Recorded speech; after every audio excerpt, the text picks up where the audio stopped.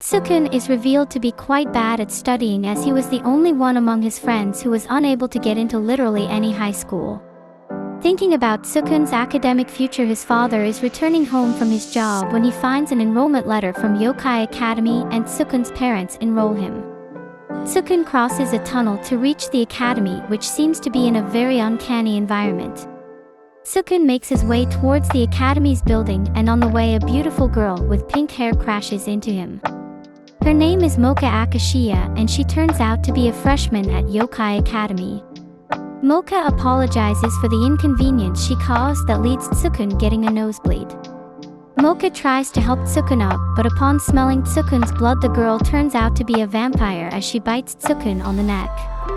The teacher begins to reveal some shocking facts about the Yokai Academy. The teacher reveals that this academy was made for monsters to coexist with humans. The teacher also reveals how the school grounds restrict a human from entering. Tsukun is hanging out with Mocha outside the class after coming across such a stressful situation when a guy named Kamaya from his class gangs up on the two and shows the power of a real monster to Tsukun by throwing him on the vending machine. When Tsukun wonders why Mocha isn't so scary looking despite being a vampire, Mocha claims that the reason behind her not being scary is her rosary. Tsukun decides that this school isn't really for a human like him and is taking his stuff to leave. After she reveals her interactions and opinions of humans in general, leading Tsukun to reveal that he is also one of the humans she despises so much. He runs away after being mad at the girl. Mocha gets attacked by Kamaya, who is in his complete monster form, and Tsukun comes back to help her after feeling that something is wrong. Tsukun somehow ends up removing Mocha's rosary, leading to the arrival of the real vampire as the sky turns red. Mocha shows the power of a real vampire when she absolutely thrashes Kamaya and grabs Tsukun, who had gone unconscious. Tsukun gets along with Mocha again and comes to realize that the bus he came to a Yokai Academy with will only come back a month later. Relationship with Mocha seems to attract the jealousy of a blue-haired girl as well. Tsukun gets separated from her for a while after she drinks his blood again, and he is later approached by the same girl from earlier whose name is Kuromu Kurono. She uses her power to get Tsukun's mind under her control. At school, Kuromu uses her power once again to get Tsukun on her side, as she is revealed to be jealous of Mocha for interfering in her master plan of becoming the most popular girl at school. Kuromu takes Tsukun to the infirmary to get him under her complete control. Tsukun manages to control himself despite Kuromu's attempt at controlling his mind, and Mocha arrives, throwing Kuromu out the window. Kuromu resolves herself on killing Tsukun and tries to drag him with her tail, ending up falling in the middle of the woods. Tsukun somehow managed to remove Mocha's rosary yet again, and she defeats her. The next day, Kuromu who reveals that alongside Mocha she is romantically interested in Tsukun as well. Apart from the dudes, a witch girl named Yukari Sendo seems to be quite interested in Mocha. Little Yukari is about to be attacked by one of the dudes when Mocha steps in front of her to save her. Afterwards in the classroom, Tsukun is revealed to be getting quite angry at Yukari, claiming that even if she is just a child, she shouldn't be pulling pranks on people like this. Outside the school building, Yukari ends up running into the same three guys from earlier. Mocha runs away to look for Yukari, claiming that she is just the child. The lizard men are about to attack Yukari, but Tsukun jumps in to save her just in time while getting his back severely injured. Tsukun releases the real Mocha by taking her rosary, and the vampire takes all three of the lizard men out. Yukari is now claiming to be in love with Tsukun as well. While on an errand at the school, Tsukun comes across three guys who claim to be from the fan clubs of the girls. Tsukun, who can't really fight back as the girls end up coming to save the protagonist yet again. Mocha accidentally ends up calling Tsukun weak. Tsukun seems to not be in the mood to talk and leaves to have some time alone after remarking that he should be the one who is protecting them. Sometime later, after the interaction, Tsukun seems to leave in the direction of the bus stop. Tsukun encounters the fan club guys again at the bus stop, who end up holding him down after ganging up on him. The girls come to the rescue and tries to fight the fan club guys, but later realizes that they are in trouble when the three guys sort of fuse together, making a large monster. Sukun ends up just releasing Mocha's inner self as always. The vampire takes care of the fan club rather easily, and Sukun reveals that he isn't going anywhere but just wanted to send a letter to his family through a bus. Sukun and the girls have been forced to join the school newspaper club by their teacher Shizuka, and on their first meeting in the club room the group comes across a senior named Jinei Morioka.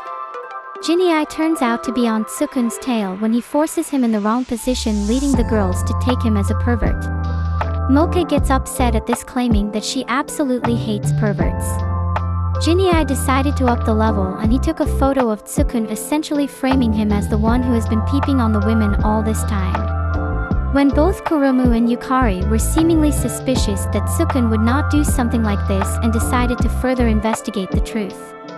Jinei tries to make a move on Mocha, who pushes him away, and the other two girls come up to them in detective outfits, proving the flaws in the photos of Sukun. With Jinei's self is now revealed, he decides to be forceful and transforms into a werewolf to attack the crew. Sukun arrives just in time and performs his usual duty to remove Mocha's rosary. The real Mocha awakens yet again.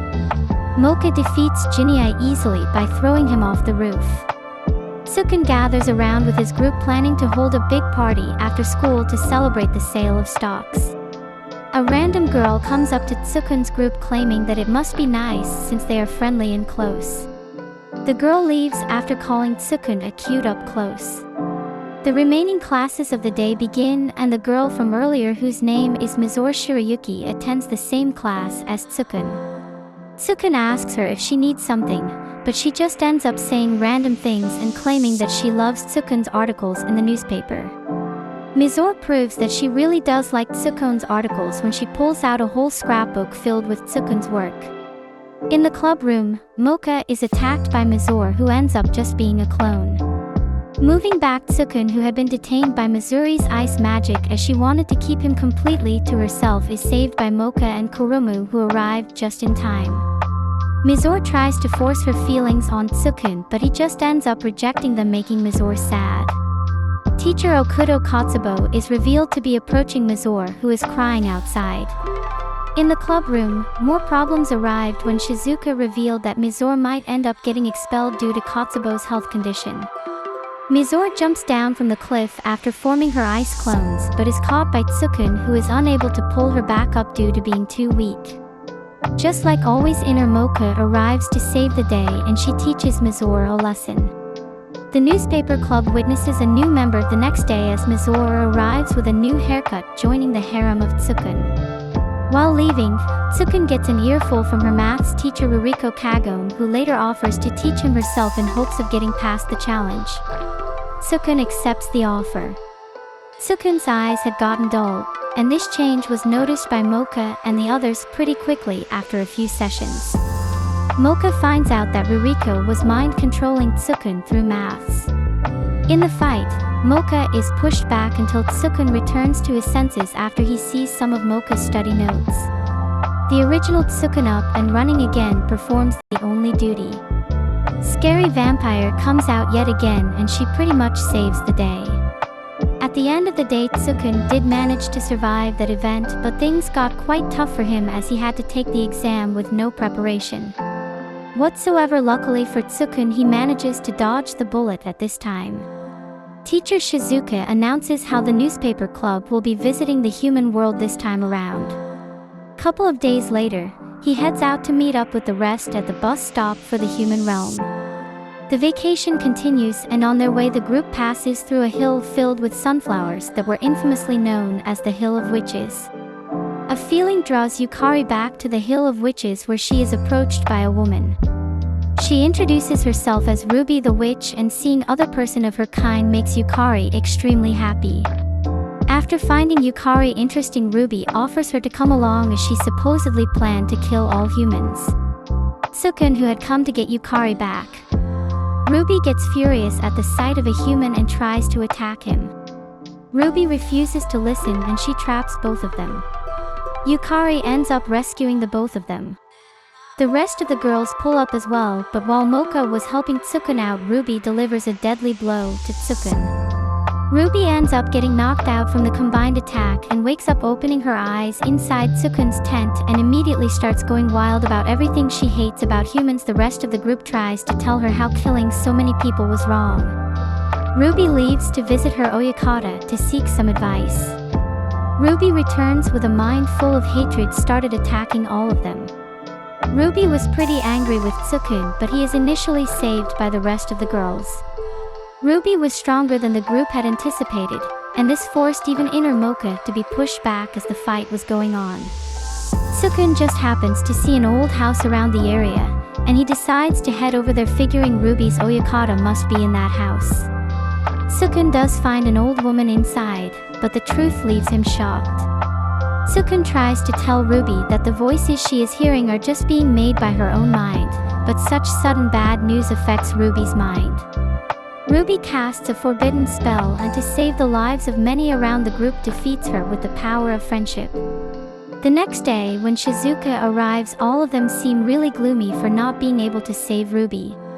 However, the sad mood does not last too long, as to their luck Jinai arrives with Ruby. A junior named Kido had come to school and formed her own newspaper club that was giving Tsukun's club a direct competition. Kido's bad personality sparked a flame inside Kurumu since these newspapers meant so much to her. Jinai notices Kido associating with the security committee and later tells the rest to give up. Kido's disrespect leads to another fight, and once Tsukun's team was being pushed back due to his incompetence, yet again the rest of the group arrives to help out.